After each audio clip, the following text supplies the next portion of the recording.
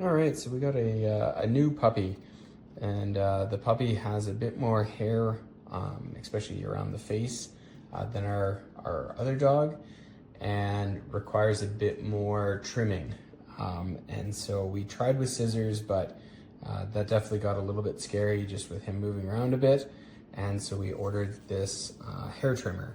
So the nice thing with the hair trimmer is, I won't say, there's no possible issues, but certainly working a little bit closer to their eyes and their face, this felt a lot better than doing it with the with scissors for sure. So it's a reasonably small blade. So again, you wouldn't want to use this for their body or anything, but definitely around their face. I've now trimmed in between his paws a little bit, like his pads of his paws, and it works really well for that too. So if you do have a dog that requires, in between, we do take him to the groomers, but in between those grooming sessions, being able to do a little bit of touch up safely is quite nice.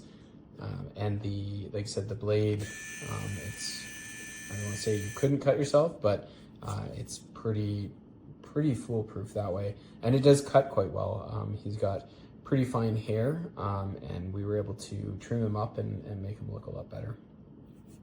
It does have a little LED on the front, and it is quite low noise. Still, with any of this stuff, you do need to get your dog kind of used to it. When we first pulled it out, he was pretty terrified. Took quite a while just sitting with him and kind of running it and getting him more and more used to it. So with a few treats in hand and the trimmer now, we can get him trimmed up and cleaned up. It does have a proprietary charger, so it is like a razor style charger.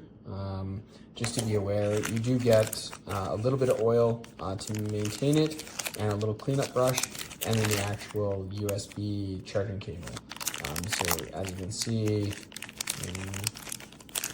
there, it's not USB-C end. That would be kind of nice.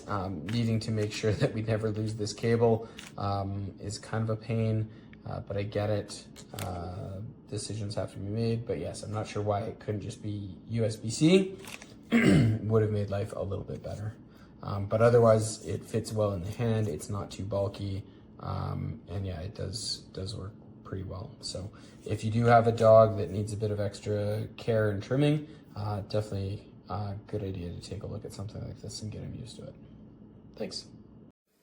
Hi everyone, so I want to give a review of the pet hair trimmer for FURBONA. It came in this little box, which I think is really cute and perfect for storing it.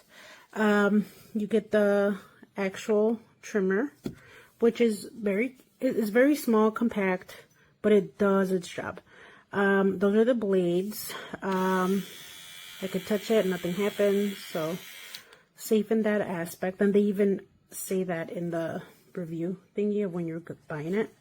One thing I would say though, and they even warn you, is to be careful when you go in between the webbing part of their feet.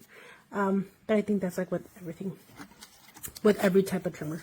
It came with the little oil for the ears and then the little brush. Instructions are very self-explanatory. There's not a lot of controls on here. It's literally on, off. There's one level, which I really don't think you need any other level. It's not that loud. My dog wasn't too afraid of it. He doesn't like getting any part of his hair removed, so he gets a little crazy when I do. Do any trimmings on him.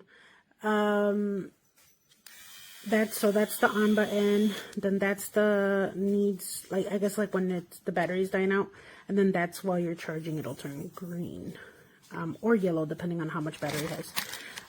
But yeah, this is how much I got out of my dog. I don't know if he's gonna come near me right now. I have a miniature schnauzer. I'll try to take pictures of his paws to show you guys how well it actually trimmed his.